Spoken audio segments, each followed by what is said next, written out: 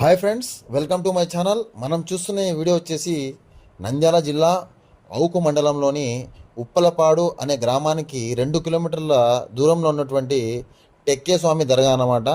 అదేవిధంగా ఈ దర్గాని పాంషావలి దర్గా అని కూడా పిలుస్తారు.